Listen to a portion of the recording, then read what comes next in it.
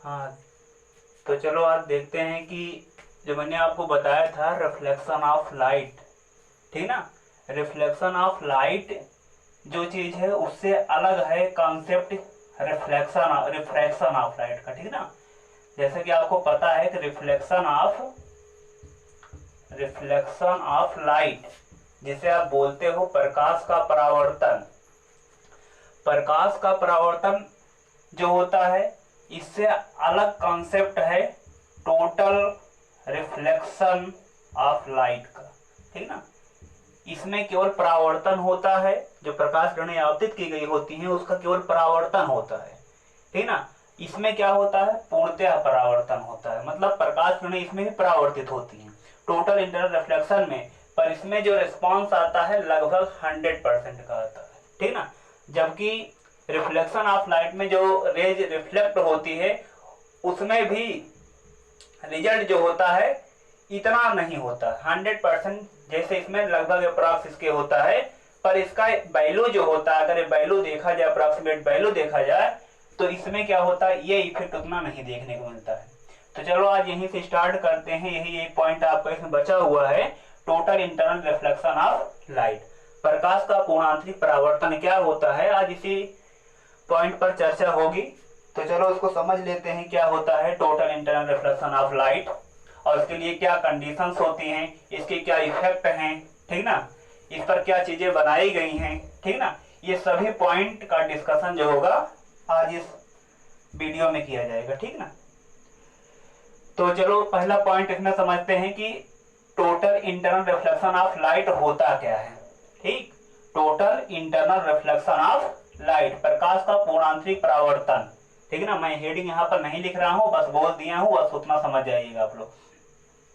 Total internal reflection of light होने के लिए आपको यह समझ में आना चाहिए कि प्रकाश किरण को हमेशा सघन माध्यम से विरल माध्यम में जाना होगा, मतलब light always propagate from denser medium to rare medium.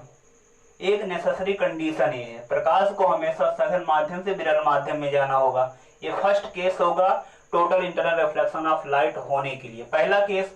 दूसरा केस ये होगा कि जो आपतन कोण बना होगा उसका मान जो होगा क्रिटिकल एंगल, मतलब कि क्रांतिक कोण के मान से बड़ा होना चाहिए। आपतन कोण का मान क्या होना चाहिए, क्रांतिक कोण के मान से बड़ा होना चाहिए। अब क्रांतिक कोण क्या होता है, ये चीज इसको समझने के लिए मैंने आपको वीडियो 6 में बता दिया, पूरा डिटेल इसका उसमें है, तो आप वीडियो 6 देख लीजिए, वहां पर टोटल इसकी क्लियरिटी आपको समझ में आ जाएगी क्रांतिक कोण क्या होता है, ठीक ना। तो वो चीज वहां पर आपको बताया गया। मैं यहाँ पर केवल एक पॉइंट पर डिस्कशन करूंगा, वो होगा total internal reflection of light का।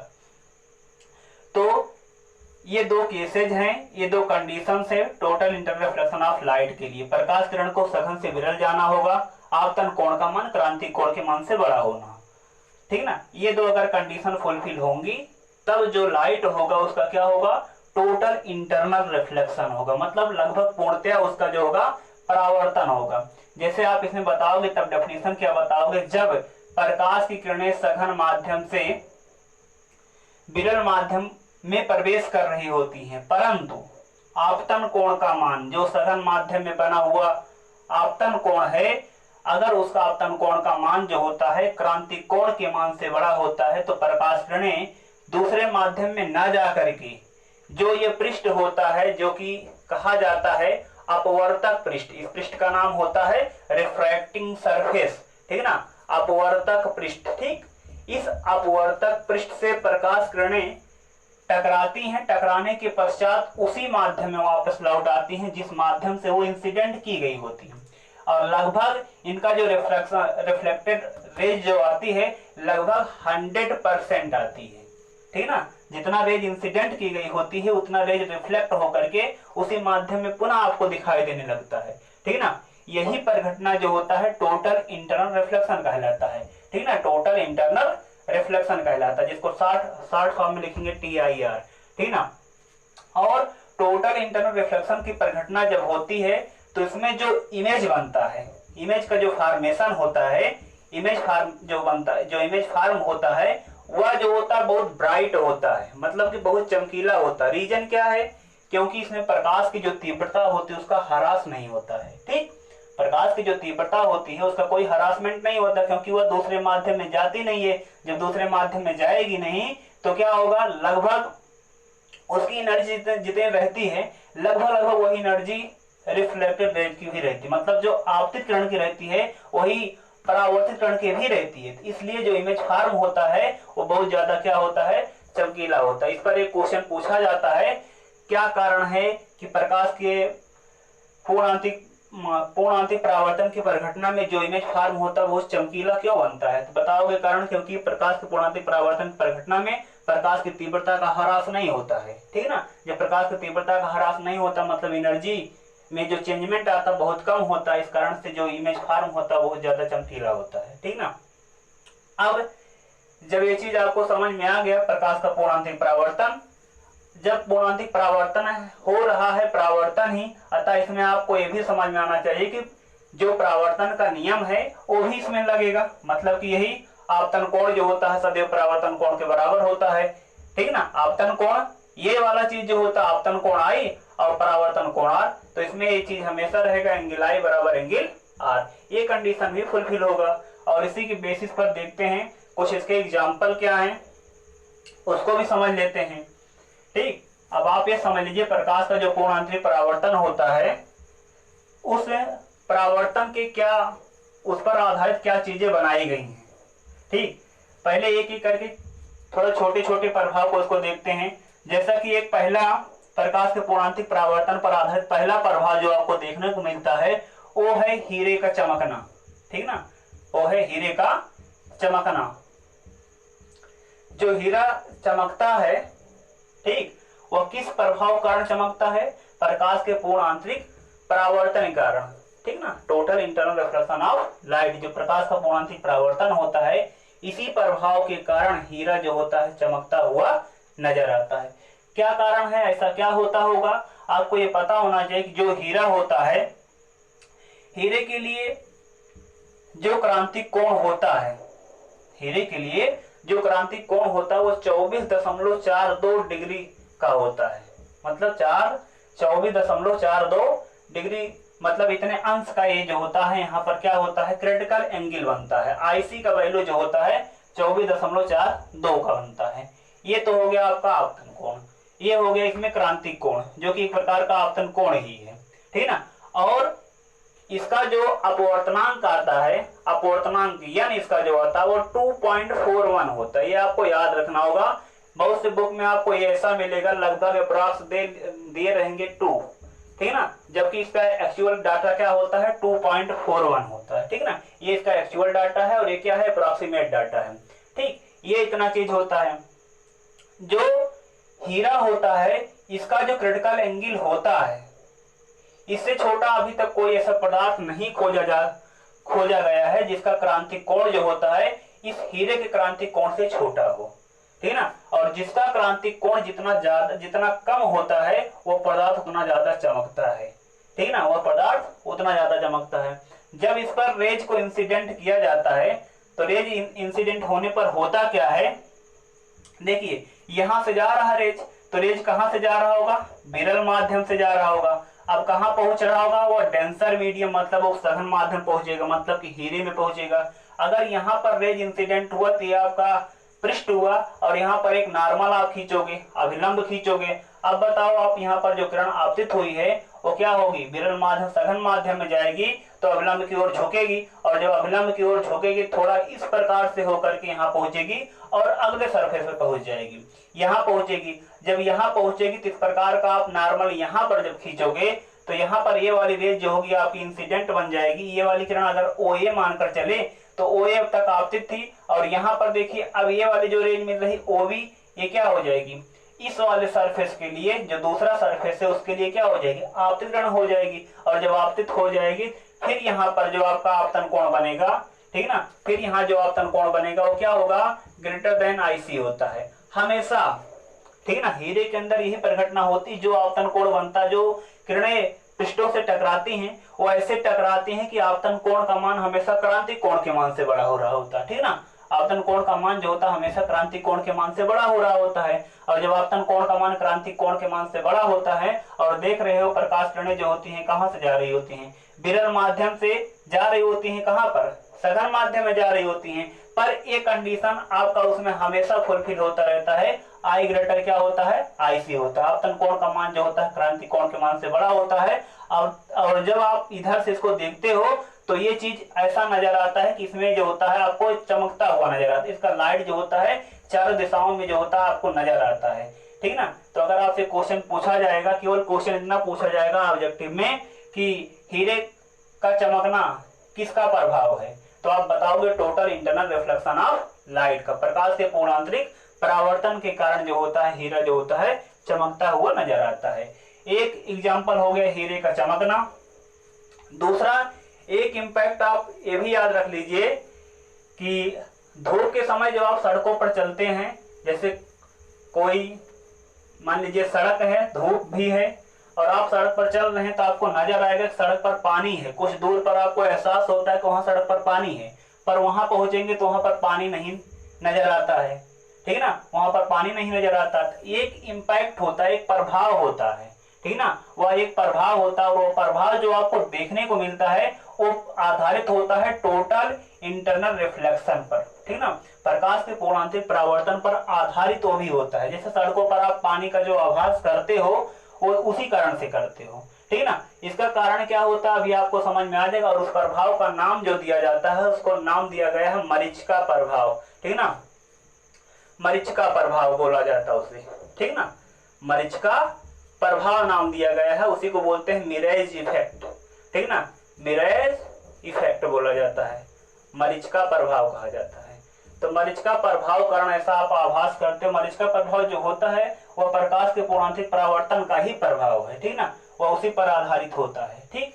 अब ये देख लेते हैं जो मरीचिका प्रभाव सड़कों पर आपको देखने को मिलता है या रेगिस्तान में जो आप पानी का एहसास करते हो, आभास करते हो, वास्तव वहां पर पानी नहीं होता है, पर वहां पर पानी का आप एहसास करते हो, तो किस रीजन से करते हो वो चीज हम देख लेते हैं। जैसा कि आपको पता होगा कि रेगिस्तान में जो होता है बालू होता है, ज्यादातर स्थान पर क्या रहेगा, वहां पर बालू ही रहेगा। और बालू जो होता है जब टेम्परेचर बढ़ता है, तो मान लीजिए मैं यहाँ पर बहुत से लेयर बना रहा हूँ पानी, यहाँ पर मैं बालू का बहुत सा यहाँ पर एक परत ये बनाया गया, मान लीजिए बालू है, बालू पर जब सूरज का प्रकाश पड़ेगा, लाइट पड़ेगी, तो बालू क्या होगा, गर्म होगा। जब बालू गर्म होगा तो आसपास का जो यहाँ का वातावरण होगा, ठीक है ना, वातावरण जो होगा वहां पर जो वायुमंडल है, वहां का जो वायुमंडल है, वहां के जो लेयर हैं, वायुमंडल की जो परतें हैं वो भी क्या होंगी, वो भी गर्म होंगी उसके प्रभाव से, क्योंकि ये यहाँ पर क्या है, वालू की परत है, वालू की परत। अब ये बालू की परत है, इसके ऊपर वायुमंडल की परतें हम दिखा रहे हैं, ये बालू की परत हो गई, ये वाला पार्ट, ठीक है ना। और जब गर्म होगा, गर्म होने से होता क्या है, अगर बालू गर्म हुआ, गर्म होने से ये होगा कि जो परतें, जो लेयर वायुमंडल की इस बालू के करीब होंगी, जो परतें इसके करीब होंगी वो जो होंगी विरल हो जाएंगी। क्यों, क्योंकि टेम्परेचर बढ़ने से, अगर टेम्परेचर इंक्रीज करेगा तो टेम्परेचर इंक्रीज करने से उनकी मतलब जो वायुमंडल है, वायुमंडल में जो गैसेज हैं, गैसों के अणुओं के बीच क्या होगा, एक्सपेंशन होगा, प्रसार होगा, उनके बीच की अंतराणविक दूरी बढ़ेगी, इंटरमॉलिक्यूलर स्पेस जो होगा बढ़ जाएगा। और जब इंटरमॉलिक्यूलर स्पेस बढ़ जाएगा तो मीडियम जो बनता है वो कैसा हो जाएगा, विरल माध्यम बनने लगेगा। तो ये वाला लेयर जो करीब होगा वो विरल होगा, ठीक है ना। उसके ऊपर अगर आप उठते हो तो थोड़ा सघन होगा उसके ऊपर, और क्योंकि लाइट यहाँ से आ रही है, लाइट यहाँ से आ रही है, करीब यहाँ पर बालू की परत एकदम निचला परत है, तो इसके आसपास जो होगा वहां पर परतें क्या होंगी, विरल होंगी। उसके ऊपर वाला थोड़ा उसके तुलना में वहां पर ताप का प्रभाव नहीं पड़ रहा होगा, तो इसके तुलना में यहाँ के मॉलिक्यूल्स जो होंगे थोड़ा पास पास होंगे, तो माध्यम थोड़ा सघन होगा, उसके ऊपर वाली परत और ज्यादा सघन होगी। इस प्रकार से जो परतें रहती हैं उनमें से दो लेयर, वायुमंडल की जो परतें होती हैं उनके दो लेयर बन जाते हैं। उनमें से कुछ लेयर ऐसे होते हैं जो करीब में हैं वो विरल हो जाते हैं, और जो दूर होते हैं वो कैसे बन जाते हैं, सघन बन जाते हैं। ये वाले परतें क्या हो जाएंगे, सघन परत हो जाएंगे, ठीक है ना। और जब विरल और सघन दो प्रकार की परतें हो जाती हैं, अब है क्या, अब यहाँ पर आप देखिए, यहाँ पर एक वृक्ष है, एक पेड़ यहाँ पर मान लीजिए है, जो यहाँ का पेड़ है, इस प्रकार से यहाँ पर पेड़ है, और यहाँ पर कोई इंसान है जो इसको देखेगा अभी, ठीक है ना। अभी ये इंसान इस चीज को देखेगा तो उसको क्या कैसा प्रभाव नजर आएगा, थोड़ा इसको समझ लेते हैं। तो उस आदमी को ये वृक्ष कैसे नजर आएगा, इसको हम समझ लेते हैं। आप इसका किरण आलेख खींच लीजिए, जो मतलब यहाँ पर मतलब पेड़ जो यहाँ पर है, इसका आप क्या खींच लीजिए, यहाँ पर किरण आलेख खींचिए। तो किरण आलेख खींचने के लिए हम क्या करते हैं, यहाँ पर एक रेज लेते हैं, ठीक ना। जब यहाँ से एक रेज लेकर आए और यहाँ पर देखो इंसिडेंट करवा दे रहे हैं, यहाँ पर आपतित करवा रहे हैं, जब आपतित करवाओगे तो माध्यम कैसा है, सघन है। अब यहाँ पर एक अभिलंब मैंने खींच दिया, ये वाला अभिलंब हो गया। अब आप बताओ, जैसे ऊपर से नीचे आ रहे हो तो माध्यम क्या होता जाएगा, अगर आप ऊपर से नीचे आओगे तो आप सघन से, तो आप कहां से बढ़ रहे हो, सघन से धीरे धीरे आप विरल की ओर बढ़ रहे हो। अगर आप सघन से विरल की ओर बढ़ रहे हो तो आप ये समझ जाओ आप परावर्तन के नियम का फॉलो, परावर्तन का जो नियम है उसको फॉलो कर रहे हो, ठीक ना। जो परावर्तन, प्रकाश का कोणांतिक परावर्तन होने के लिए जो कंडीशन है उसको आप फॉलो कर रहे हो। तो यहाँ पर आप पहुंचोगे, बताओ यहाँ पर होगा क्या, जब आप सघन से विरल में आओगे तो प्रकाश किरणें जो अपवर्तित होंगी वो क्या होंगी, अभिलंब से दूर हटेंगी, सीधा ना आकर के थोड़ा इस प्रकार से आएंगी और आकर के दूसरे लेयर पर पहुंची। जब दूसरे लेयर पर पहुंची तो यहाँ पर आप एक अभिलंब खींच दीजिए। जब यहाँ एक अभिलंब खींचोगे, अब की बार क्या होगा, अब की बार आपका यहाँ से रेज आ रही है, अब की बार रेज यहाँ से आ रही है। पहले आपतन कोण इतना बन रहा था, सपोज करिए आपतन कोण I1 था, लेकिन अब यहाँ पर रेज आकर बनेंगी, आपतन कोण का मान जो होगा धीरे धीरे बढ़ता जाएगा, I2 हो गया, इससे ज्यादा हो गया यहाँ पर। अब देखिए रेज यहाँ पर अपवर्तित होती जाएंगी, जब अपवर्तित होती जाएंगी तो यहाँ पर धीरे धीरे ये चीज अब की सीधा ना जाकर के थोड़ा और यहाँ पर जाएगी, और जब वहां से और जाएगी तो धीरे धीरे ऐसी स्थिति बनेगी हर एक लेयर पर आने पर कि आपतन कोण जो होगा धीरे धीरे बढ़ता जाएगा, आपतन कोण धीरे धीरे क्या होगा, बढ़ता जाएगा। और जब आपतन कोण धीरे धीरे बढ़ता जाएगा, एक कंडीशन ऐसा आएगा कि आपतन कोण जो होगा क्रांति कोण के बराबर हो जाएगा, और उसके बाद का कंडीशन ये आएगा कि आपतन कोण जो होगा क्रांति कोण के मान से बड़ा हो जाएगा। और जैसे ही आपतन कोण का मान क्रांति कोण के मान से बड़ा हो जाएगा, ये चीज आप बहुत से लेयर होती है उनके बीच में घटना हो जाती है, दूर से देखने पर ऐसा लगता है, लेकिन जब पास आते हो तो वही चीज केवल पेड़ ही नजर आता है, उसकी छाया नहीं नजर आती है, ठीक ना। तो अगर दूर हो तो ये प्रभाव आपको नजर आता है, लेकिन जैसे जैसे पास आते जाओगे ये प्रभाव उस स्थान पर नहीं बल्कि कहीं और दिखने लगे, और पीछे दिखने लगेगा, ठीक ना। तो ये कंडीशन जब बनती है I ग्रेटर IC की कंडीशन जब बनती है, मान लीजिए यहाँ पर एक कंडीशन बन गया I ग्रेटर IC का कंडीशन, तो यहाँ से रेज क्या होंगी, परावर्तित हो जाएंगी और कहाँ चली जाएंगी, उसी माध्यम में वापस चली जाएंगी जिस माध्यम से वायु रहती हैं। तो इस प्रकार से रिफ्लेक्ट होकर के यहाँ से चली जाएंगी, उसी माध्यम में वापस चली जाएंगी। और जब वापस चली जाएंगी तो आप क्या करोगे, तो यहाँ पर जो इंसान होगा जो इसको देख रहा है उसको लगेगा कि यहाँ से रेज ऐसे, इसको आप बैक करिए, एहसास कर रहा, आभास कर रहा है कि उसको वृक्ष जो होगा यहाँ से जब देखेगी, जानते हो प्रकाश सीधी रेखा में आप चलती है तो यहाँ से अगर वो देखेगा तो लगेगा उसको यहाँ पर कोई वृक्ष है, ठीक है ना, यहाँ पर उसको उसकी छाया नजर आएगी, ठीक ना। जो वृक्ष यहाँ पर है क्योंकि आभास वो कर रहा वहां से, तो उसकी छाया उसको यहाँ नजर आएगी। जब उसको यहाँ पर छाया नजर आएगी तो क्या सोचेगा कि रेगिस्तान में वो क्या एहसास करेगा, वो ये सोचेगा कि दूर से जो व्यक्ति है कि वहां पर कोई तालाब होगा और वहां का जो वृक्ष है उसकी छाया वहां पर बन रही है। लेकिन आप ये सोचिए कि रेगिस्तान में पानी होता ही नहीं है, तो तालाब और तालाब में पानी की कैसे आप बात कर सकते हो, ठीक है ना। तो ये चीज उसको केवल एहसास हो रहा, आभास हो रहा, जो ये चीज आभास से कर पा रहा, वहां पर पानी का एहसास जो कर पा रहा है, ये किसके कारण करता है, total internal reflection of light के कारण ऐसा उसको देखने को मिलता है। और इसी इंपैक्ट, इसी प्रभाव का जो नाम होता है, इसी प्रभाव को आप कहते हो मरीचिका प्रभाव, इसी का नाम है मरीचिका प्रभाव। और मरीचिका प्रभाव किस कारण दिखाई देता है, total internal reflection of light के कारण ऐसा होता है, ठीक है ना। प्रकाश किरणें सघन से विरल में आती हैं, जैसे जैसे परतों को क्रॉस करते जाती हैं, ठीक है ना, तो हर बार में आपतन कोण का मान जो होता है बढ़ता जाता है। तो कंडीशन ऐसा आता है उन परतों के मध्य कि आपतन कोण का मान क्रांति कोण के मान से बड़ा हो जाता है। जब आपतन कोण का मान क्रांति कोण के मान से बड़ा हो जाता है तो प्रकाश किरणें जो होती हैं पुनः उसी माध्यम में वापस लौट जाती हैं, अर्थात उनका टोटल इंटरनल रिफ्लेक्शन हो जाता है। और इसी प्रभाव कारण जो होता है हम रेगिस्तान में जो होते हैं मरीचिका प्रभाव को देखते हैं, ठीक ना। ये भी इसी पर आधारित एक परिघटना हो गई है। अब देख लेते हैं, दो इफेक्ट हो गया है। इसी प्रकार से आप इसी मरीचिका प्रभाव ये टोटल इंटरनल रिफ्लेक्शन पर आधारित एक उपकरण बनाया जाता है जो कि मॉडर्न टाइम में बहुत उपयोगी होता है, जिस कारण आप रेडियो सिग्नल जो होता है या मोबाइल की जो सिग्नल जैसे कि आप जानते हैं कि जो 2G का पहले एक सिस्टम चलता था 2G, उसके बाद नया जनरेशन आया 3G, फिर आया 4G।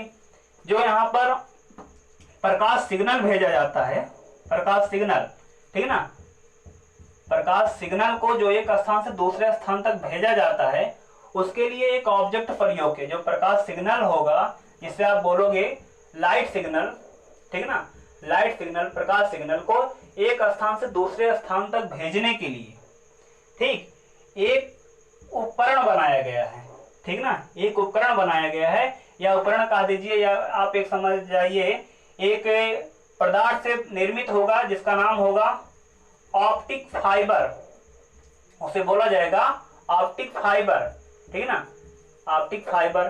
प्रकाश तंतु बनाया जाता है, ठीक ना, ऑप्टिक फाइबर, इसे बोलते क्या है, प्रकाश तंतु।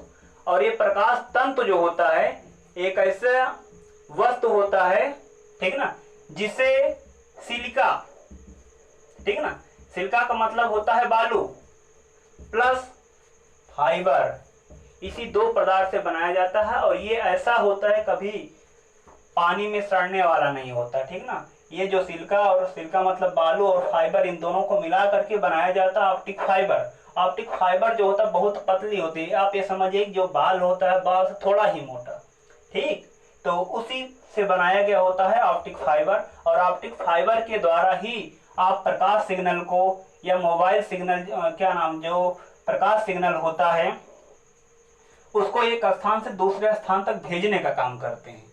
ये भी जो होता है प्रकाश सिग्नल भी जो बनाया जाता है, भेजा जाता है एक स्थान दूसरे स्थान तक, वो भी बेस्ड होता है total internal reflection of light पर, वो भी प्रकाश के पूर्णांतिक परावर्तन पर आधारित होता है, ठीक ना, ये भी उसी पर आधारित होता है, ठीक।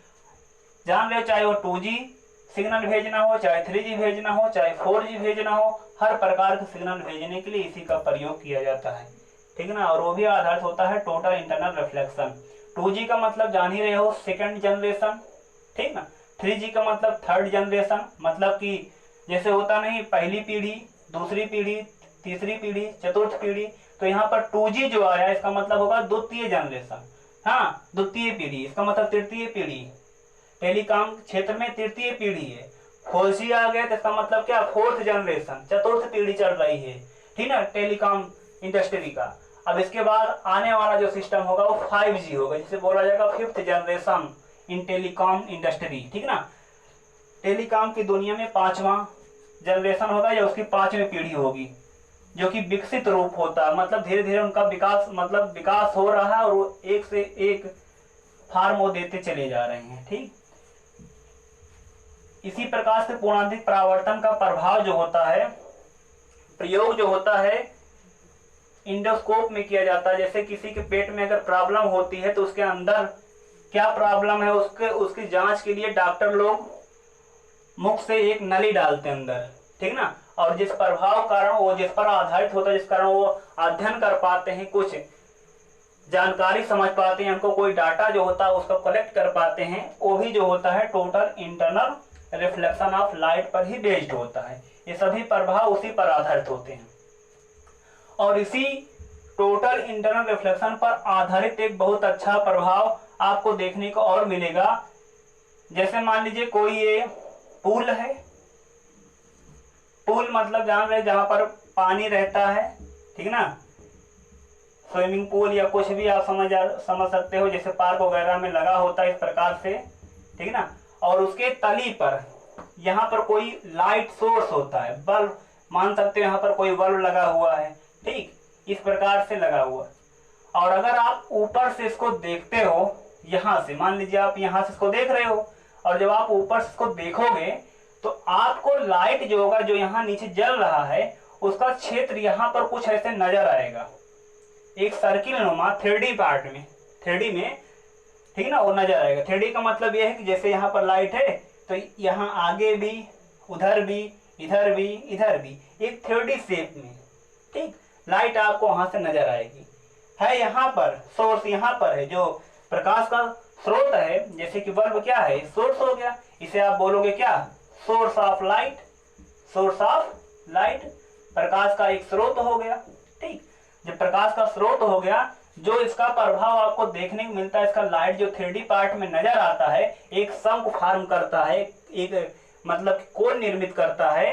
ठीक, इस प्रकार से यहाँ पर स्रोत होता है, उसका कुछ डिजाइन जो होता है, उसका आकार कुछ इस प्रकार से बन जाता है। ऐसा क्यों बनता है, देखिए सोर्स यहाँ पर है, जो बल्ब है इसकी पोजीशन मैंने यहाँ पर किया, और आपको इतने दूर में, अगर आप ऊपर से देखते हो इसको, तो आपको प्रकाश जो होता है इतने दूर में नजर आता है, इतने दूर में प्रकाश पूरे 3D पार्ट में नजर आता है। ऐसा क्या होता होगा, तो थोड़ा समझते हैं इस बात को। सपोज करिए ये वाली जो सतह है, ये वाली सतह जो है, उस पूल में जो पानी भरा हुआ, उसका एक ऊपरी सरफेस है, मतलब एकदम फ्री सरफेस, आप मान सकते हैं ये वाली सतह जो है ये क्या है, फ्री सरफेस है। ठीक ना, फ्री सरफेस मतलब मुक्त पृष्ठ है ये। ठीक, जो मुक्त पृष्ठ है, इस मुक्त पृष्ठ के आधार पर आप इसको समझिए थोड़ा, ये ऑब्जेक्ट है, यहां से हम एक रेज इस पर इंसिडेंट करवाते हैं, परपेंडिकुलर ऐसे जा रहा है। जब एक रेज परपेंडिकुलर इस पर इंसिडेंट करोगे तो अपवर्तक इस पर लंबवत आ रहा है, जब लंबवत आ रहा है तो रेज सीधा निकल जाएगा। आपको बताया गया पहले क्लास में, refraction of light first videos में, आप इसको देख सकते हो, समझ सकते हो। तो रेज सीधी निकल जाएगी, क्योंकि वो अपवर्तक पृष्ठ पर लंबवत आपतित हो रही है, और लंबवत आपतित होने की परिघटना में I भी 0 होता है और R भी 0 होता है, तो रेज जो होती है अपने मार्ग से डाइवर्ट नहीं होती है, वो सीधा निकल जाती है। माध्यम परिवर्तन हो जाता है, अपवर्तन हो जाता है, पर प्रकाश किरणें सीधा निकल जाती हैं। ठीक ना, ये चीज हो गया। अब देखिए एक रेज यहाँ पर मैंने ऐसा दिखा दिया, दूसरा रेज मैं यहाँ पर आपको दिखा रहा हूं, इस प्रकार से एक रेज दिखाया गया। अब एक रेज मैं यहाँ से ऐसा दिखा रहा हूं, ये वाला रेज है। जब ये वाला रेज है तो यहाँ पर थोड़ा आप एक अभिलंब खींच लीजिए, क्योंकि जान रहे हो कि जो अपवर्तक पृष्ठ होता है उसके लंबवत एक रेखा ही अभिलंब कहलाएगा। जब आप ऐसा इस पर किरण इंसिडेंट करवाओगे, ऐसा इंसिडेंट कराने पर होगा क्या, प्रकाश किरणें क्या होंगी, सघन माध्यम से कहाँ जा रही होंगी, विरल माध्यम को जा रहे हैं, क्योंकि इधर क्या है, वायु है, और वो पानी से जा रही है। पानी क्या होगा, सघन माध्यम, विरल क्या हो गया, वायु हो गया, वायु जो हो गया विरल माध्यम हो गया, यहाँ को आ रही हैं। अब बताओ सघन से विरल में जाएंगे तो अभिलंब से दूर हटेंगी, तो प्रकाश किरणें कुछ ऐसे निकल जाएंगी, ऐसे निकल जाएंगी। अब एक रेज यहाँ पर और हम डाल रहे हैं, यहाँ ले गए। जब यहाँ पर ले गए तो यहाँ पर ले जाने से होगा क्या, और यहाँ पर एक अवलंब खींच दीजिए इस प्रकार, जैसे यहाँ अवलंब खींचे हो तो ये थोड़ा और ज्यादा झुक करके जाएगी, क्योंकि आपतन कोण धीरे धीरे बढ़ता ही जा रहा है। देख रहे हो, यही वाली जब ये अपवर्तक पृष्ठ है उसके लंबवत की रेखा क्या कहलाएगी, नॉर्मल भी हो जाएगी, तो यही रेखा नॉर्मल भी हो जाएगी। अब तक आपतन कोण इतना था, केवल इतना, ये इतना है, लेकिन अब क्या होगा, आपतन कोण इतना हो गया, बढ़ गया। और जैसे जैसे आपतन कोण का मान बढ़ता जा रहा है, तो इस प्रकार से ये भी क्या हो जाएगा, बढ़ता जाएगा। अगर आपतन कोण बढ़ रहा होगा तो साथ ही साथ अपवर्तन कोण भी इसका क्या हो रहा होगा। यहाँ पर देखिए, यहाँ पर है, अब यहाँ थोड़ा और ज्यादा बैंड होकर क्यों निकलेगी रेज, जब और ज्यादा बैंड होकर निकलेगी तो एक कंडीशन इसमें ऐसा भी आएगा कि जिस समय आपतन कोण क्रांति कोण के मान के बराबर होगा। जब आपतन कोण क्रांति कोण के मान के बराबर होगा तो आपको ये भी कंडीशन बताया गया, आपतन कोण क्रांति कोण के मान के अगर बराबर होता है तो प्रकाश किरणें जो होती हैं अपवर्तक पृष्ठ के सरफेस, जो अपवर्तक पृष्ठ होता है उसकी सतह को स्पर्श करते हुए सीधे निकल जाती हैं। ये वाली कंडीशन होती है, कुछ ये वाली कंडीशन होगी। जैसा कंडीशन आप इधर देख रहे हो उसी प्रकार कंडीशन आप यहाँ भी देखोगे, इधर देख सकते हो, यहाँ भी इस प्रकार से होंगी। पहले किरण ऐसे जाएंगी, फिर यहाँ से गए तो थोड़ा और बैंड हो गई, ठीक ना।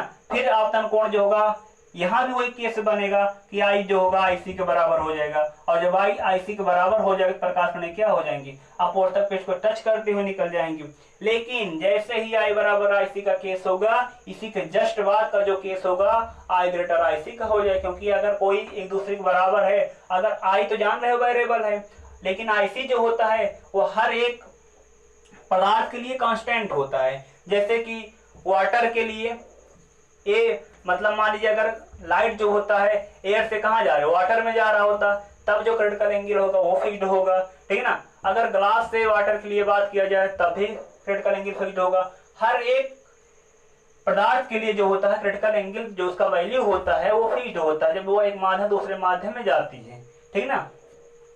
तो जब आई बराबर आई सी का केस हुआ, उसके जस्ट बाद का केस क्या होगा, आई ग्रेटर आई सी का होगा। और जब आई ग्रेटर आई सी का होगा प्रकाश किरणें होंगी क्या, यहाँ सतह पर जाएंगी, पर यहाँ पर आई ग्रेटर आई सी है इसलिए उसी माध्यम में पुनः क्या आ जाएंगी, वापस आ जाएंगी। तो ये वाली रेज तो ऊपर जा नहीं पाएंगी, जो ये वाली रेज होंगी ऊपर जा नहीं पाएंगी। क्यों, क्योंकि इसमें टोटल इंटरनल रिफ्लेक्शन होने लगेगा, प्रकाश का पूर्णांतिक परावर्तन होने लगेगा और ये रेज ऊपर जा नहीं पाएगी, ठीक है ना। इसका परावर्तन हो जाएगा और उसी माध्यम पुनः वापस आ जाएगी। इसी प्रकार यहाँ पर अगर आई बराबर आई सी का केस यहाँ पर बना है तो उससे ऊपर अगर लाइट जाएगी तो उसका क्या हो जाएगा, रिफ्लेक्शन हो जाएगा, टोटल इंटर रिफ्लेक्शन हो जाएगा। यहाँ लाइट ऊपर जा नहीं पाएगी और जब कोई व्यक्ति ऊपर से देखेगा तो केवल उसको यहाँ तक की रेज, यहाँ पर है आई बराबर आई सी का केस है यहाँ पर, और इधर कहाँ पर है, यहाँ पर है आई बराबर आई सी का, यहाँ पर है ये वाला पॉइंट है, आई बराबर आई सी का केस यहाँ पर है, ठीक है ना। तो ये इतना पार्ट अगर इस चीज को आप देखो तो 3D में बनाओ तो ये पार्ट ऐसे कुछ नजर आएगा, देख रहे हो, ध्यान से इस बात को समझ लीजिए, इस प्रकार से नजर आएगा ये वाला फिगर। जो ये वाला फिगर आप देख रहे हो, ये वाला फिगर यह एक शंकु जैसा बनता है, ठीक। और ऊपर से अगर आप इसको देखते हो तो आपको लगेगा ये लाइट जो है इतने दूर से निकल रहा है, एक गोले के नुमा, ठीक ना, जैसे कोन होता है उसका ऊपरी भाग जो होता है समतल नजर आता है, उतने पार्ट में पर ये 3D में नजर आएगा, उतने दूर से लाइट आपको नजर आएगा, ठीक ना। ये किस कारण होता है, ये भी टोटल इंटरनल रिफ्लेक्शन के कारण होता है। अगर टोटल इंटरनल रिफ्लेक्शन ना होता तो लाइट ऐसे हर दिशा में आपको दिखाई देती, पर जो लाइट यहाँ पर सोर्स ऑफ लाइट है उसका इम्पैक्ट केवल इतने पार्ट में रहता है, पूरे पूल में नहीं रहता है, उस पूल के कुछ एरिया को कवर करता है। जिस एरिया को कवर करता है वो शंक्वाकार होता है, जिस एरिया को कवर करता है अपने लाइट से, अपने बीम ऑफ लाइट से, वो शंक्वाकार होता है, ठीक।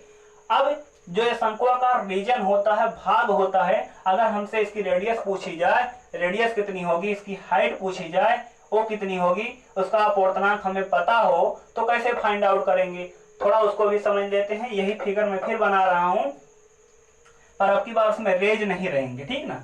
तो एक फार्मूले का डेरिवेशन कर लिया जाए, इसके बाद ये चैप्टर समाप्त हो जाएगा।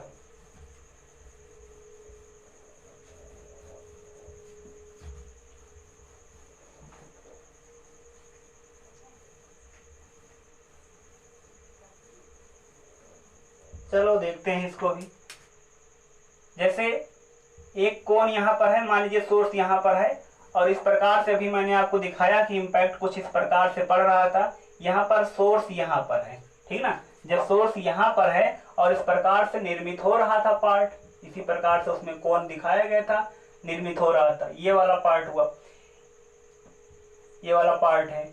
ये वाला जो पॉइंट अभी मैंने आपको दिखाया उसमें इस प्रकार से पुल था, ठीक ना, पुल इसी प्रकार से उसमें बनाया गया था, ये वाला पार्ट पुल हो गया, ठीक। इसमें पानी है, सब मान लीजिए पानी है पूरा पार्ट यहाँ तक, ठीक। जब यहाँ तक इसमें आप पानी मानोगे, ये उसका ऊपरी सतह जहाँ पर शंकु बन रहा है उसका ये क्या होगा, ऊपरी सतह होगा ये, ठीक। यहाँ तक उसमें पानी है, ये एकदम लास्ट सरफेस मतलब फ्री सरफेस है, इसे आप मान सकते हो फ्री सरफेस है, ठीक ना, फ्री सरफेस ऑफ वाटर, ठीक। ये फ्री सरफेस हो गया।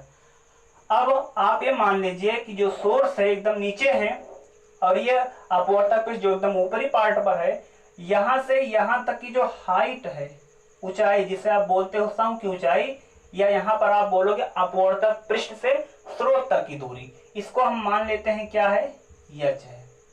इस हाइट को क्या मान लेते हैं, यच। और जो शंकु निर्मित हुआ है, जिस गोलाकार भाग में उसकी मतलब लाइट का इम्पैक्ट नजर आ रहा है, उसकी रेडियस को हम मान लेते कितना है, आर है। जब उसकी रेडियस को आप आर मान लोगे, आप ये एच हो गया, तो आप क्लियर सी बात ये है, ये वाला जो पॉइंट होगा मतलब ये जहां पर ऑब्जेक्ट हमारा रखा गया है, इसको हम मान लेते हैं ये है, ये वाला पॉइंट मान लेते बी है। तो अगर हम यहाँ से ओ बी निकालना चाहे तो मैं फिगर में नहीं लिख रहा हूँ, यहाँ लिख दे रहा हूँ, ओ बी जो होगा हमारा, ओ बी क्या होगा, स्क्वायर रूट ऑफ क्या हो जाएगा, H square plus R square. H square plus R square क्यों, पाइथागोरस प्रमेय से ऐसा हो जाएगा। एक राइट एंगल ट्राइंगल बन रहा है, उस राइट एंगल ट्राइंगल में ओ बी क्या होगा, हाइपोटेन्यूज होगा, और हाइपोटेन्यूज इक्वल टू क्या होता है, स्क्वायर रूट ऑफ, यहाँ पर जो लंब होगा परपेंडिकुलर होगा उसका स्क्वायर, और जो बेस होगा उसका स्क्वायर, दोनों का सम स्क्वायर करके सम कर लेंगे, उसके बाद स्क्वायर रूट लिया जाएगा। ठीक है ना, ये इतना पार्ट हो गया। अब देखिए, अच्छा ये जो केस बना हुआ है, ये केस कहाँ तक, यहाँ आपको पता है यहाँ पर जो केस बनता है, यहाँ पर आई बराबर आई सी का केस होता है, आई बराबर आई सी का केस होता है, और इधर भी आई बराबर आई सी का केस होता है, आई बराबर क्या होता है, आई सी का केस होता है। जब आई सी का केस है तो ये वाला एंगल जो हमारा बना होगा, यहाँ पर जो आपतरण है, अगर हम ये माने आई सी है तो ये वाला कोण भी हमारा आई सी ही होगा, क्रांति कोण होगा, और क्रांति कोण पर स्थिति बनी हुई है, तो यहाँ का एंगल हमसे केवल हमारा मतलब इस कोण से है, आईसी पर है, तो आईसी यही हो गया, मतलब कि क्रांति कोण, और क्रांति कोण के बाद जानते हो तो पूर्णांतिक परावर्तन होगा, तो आईसी ये हो जाएगा, और आईसी इधर भी हो जाएगा, दोनों इधर इधर और दोनों तरफ के एंगल जो होंगे सेम सेम होंगे, आईसी आईसी। ठीक है ना, ये मान करके चलिएगा आप, जहां से प्रकाश जा रहा है उसका अपवर्तनांक हम मान लेते हैं n2 है, और जहां को जा रहा है मतलब कि इधर जो है सघन माध्यम मान लीजिए, ये वाला माध्यम मान लेते हैं विरल है, विरल माध्यम का इंडिकेटर 1 मान लिया जाता है। ठीक है ना, वही मान करके किया जा रहा है, उससे कोई प्रभाव नहीं पड़ता, आप चाहे जो मान कर करो उसी हिसाब से आपको अपने फार्मूले को बैलेंस करना होता है। तो 1 हो गया, ये विरल माध्यम का अपवर्तनांक हो गया, और जो n2 हो गया ये हो गया सघन माध्यम का अपवर्तनांक। तो थोड़ा इसकी रेडियस को हम निकालने की कोशिश करते हैं, हाइट हमें पता है, रेडियस मान कर चल रहे हैं r है, ठीक है ना, और जो आईसी जो यहाँ पर आप देख रहे हो ये क्या है, क्रांतिक कोण है। जब ये क्रांतिक कोण बन गया तो आपको ये पता होगा कि विरल माध्यम के सापेक्ष सघन माध्यम का अपवर्तनांक, या ऐसा आप कह सकते हो कि साइन आईसी, मतलब कि जो क्रांतिक कोण है, जो क्रांतिक कोण है उसकी स्पर्शज्या, क्रांतिक कोण की स्पर्शज्या नहीं सॉरी उसकी ज्या जो होता है किसके बराबर होता है, वो जो होता है 2n1, मतलब कि सघन माध्यम के सापेक्ष विरल माध्यम के अपवर्तनांक के बराबर होता है, या फिर ऐसा आप कह सकते हो 1/1n2 के बराबर होता है। ठीक है ना, मतलब कि विरल माध्यम सापेक्ष सघन माध्यम के अपवर्तनांक के व्युत्क्रम के बराबर होता है। ये बात आपको पहले से पता है, तो चाहे इस बात को आप ऐसा लिखो या फिर ऐसा लिखो, या फिर इसी को ऐसा भी लिख सकते हो। ठीक है ना, जो ये चीज लिखा गया है इसको ऐसा ना लिख करके मैं इस प्रकार से कुछ लिख दे रहा हूँ, 1n2 को आप जानते हो, आप लिखते हो n2/n1 लिखते हो, और जब इसको n2/n1 लिखोगे तो n1 ऊपर आ जाएगा और n2 ऊपर चला जाएगा। ठीक है ना, n1 ऊपर आ जाएगा और n2 कहाँ आ जाएगा, नीचे आ जाएगा। ये फार्मूला कुछ साइन आईसी का मान हो जाएगा n1/n2। ठीक, तो साइन आईसी जब निकाल लिए, अब इस फिगर OAB में थोड़ा आप देखिए एंगल, मतलब यहाँ लिखोगे ट्राइंगल OAB में, अगर ट्राइंगल OAB को आप देखते हो तो यहाँ से आप tan निकाल लेना, tan IC, tan IC बराबर, तो tan बराबर होता क्या है, लंब, और कोण के सामने भुजा लंब होती है, तो यहाँ पर लंब क्या हो जाएगा, यही रेडियस बनेगी लंब, और लंब बटे क्या हो जाएगा, आधार, आधार क्या होगा, h होगा, जो अपवर्तक पृष्ठ से स्रोत तक की ऊंचाई है वही आधार बन रहा है। अब यहाँ पर tan IC अगर इतना हो गया r/h, अगर हमें ये चीज पता है कि साइन IC बराबर n1/n2 होगा, तो tan IC निकाला जा सकता है। कैसे निकाला जा सकता है, आपको ये बात पहले से ही पता होगी कि कक्षा 9 के सिलेबस में बात रहता है कि अगर साइन थीटा पता होता है tan थीटा निकालना, तो उसी प्रकार से आप एक ट्राइंगल बना लीजिए, इस प्रकार से ट्राइंगल बना लीजिए, और यहाँ पर मान लीजिए कोण IC है, कोण के सामने भुजा लंब होती है, ये आधार होती है, समकोण सामभुज कर्ण होती है, तो यहाँ पर देखो साइन IC n1/n2 लिखा गया है, इसका मतलब ये लंब हो जाएगा, और ये क्या हो जाएगा, कर्ण हो जाएगा, n2 हो जाएगा कर्ण, ये लंब हो गया, ये कर्ण हो गया, तो आधार क्या आएगा, स्क्वायर रूट ऑफ कर्ण का स्क्वायर, मतलब n2 का स्क्वायर माइनस n1 का स्क्वायर, ये क्या हो जाएगा, आधार हो जाएगा। जब इतना चीज आपको वहां से मिल जाएगा तो यहाँ से tan IC अगर आप निकालते हो तो tan IC का वैल्यू थोड़ा देखो क्या आएगा, लंब मतलब कि n1 बटे यहाँ पर क्या लिखा जाएगा, आधार, आधार कितना हो जाएगा, square root of n2 square minus n1 square, ये आ जाएगा r/h के। जब उतना r/h के बराबर हो जाएगा तो उसको थोड़ा और सॉल्व कर लेते हैं, यहां से मैं फिगर मिटा दे रहा हूं इसका।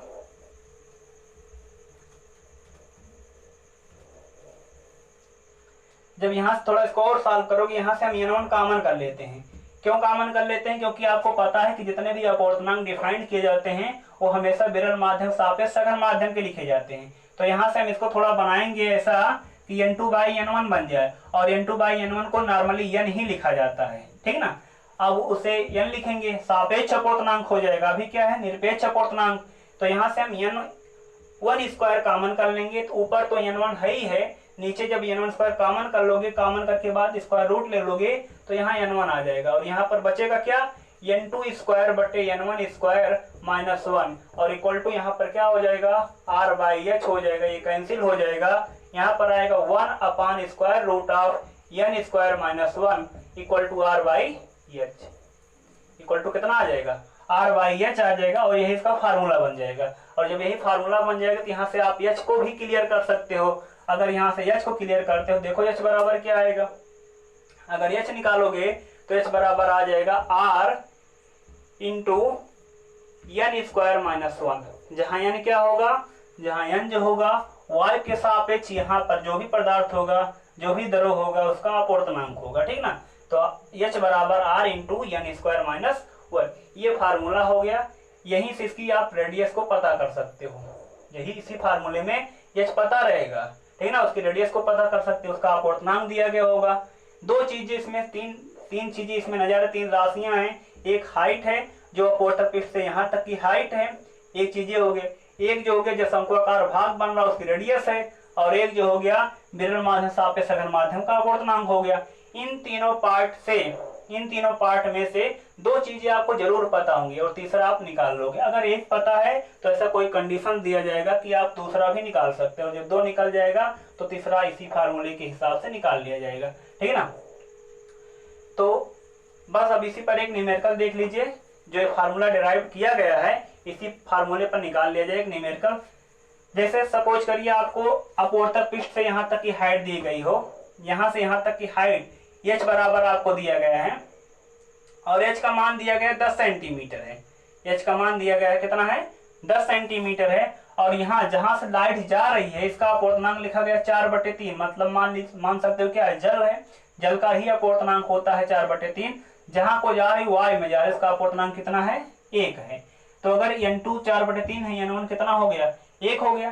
तो जल के यहाँ पर y सापेक्ष का अपवर्तनांक निकालोगे, मतलब कि ANW निकालोगे, तो ANW मतलब वही n निकाल रहे हो, y के सापेक्ष जल का अपवर्तनांक, और ये क्या है? विरल माध्यम सापेक्ष सघन माध्यम का अपवर्तनांक होता है। और जब इसको निकालो इसका मतलब क्या होगा?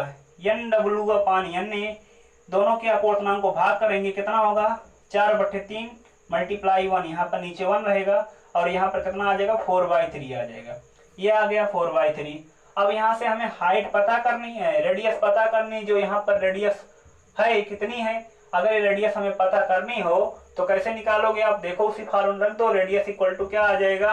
h divide by square root of n square minus 1 आ जाएगा। यहाँ से h का मान कितना है? 10 सेंटीमीटर है, 10 सेंटीमीटर लिख देना। और n का मान कितना? 4/3 है, 4/3 का स्क्वायर कर लेंगे, 4 का स्क्वायर 16/9 हो जाएगा, माइनस 1 हो जाएगा। इसको सॉल्व कर लेंगे, और जब सॉल्व करोगे उतना सेंटीमीटर आएगा, तो r इक्वल टू कितना हो जाएगा?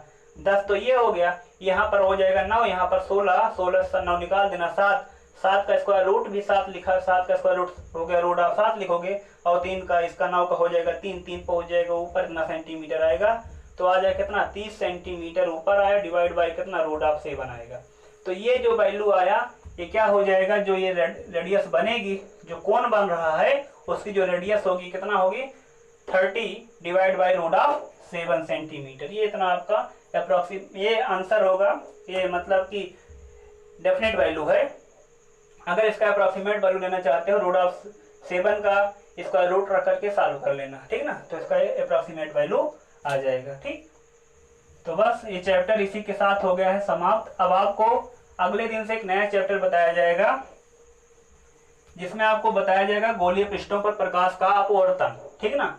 गोलीय पृष्ठों पर पहले आप प्रकाश का अपवर्तन पढ़ोगे, जब वो चैप्टर पढ़ लोगे उसी चैप्टर में आप पूरा लेंस के टॉपिक को पढ़ोगे, और वो चैप्टर थोड़ा लंबा है, इसी के बाद उसकी स्टार्ट किया जाएगा। अगर आपको किसी भी न्यूमेरिकल में इस चैप्टर में प्रॉब्लम होगी तो आप ग्रुप पर अपने क्वेश्चन को सेंड कर देना, अगले दिन वीडियो के माध्यम से आपको जवाब मिल जाएगा, ठीक है ना। चलिए ठीक।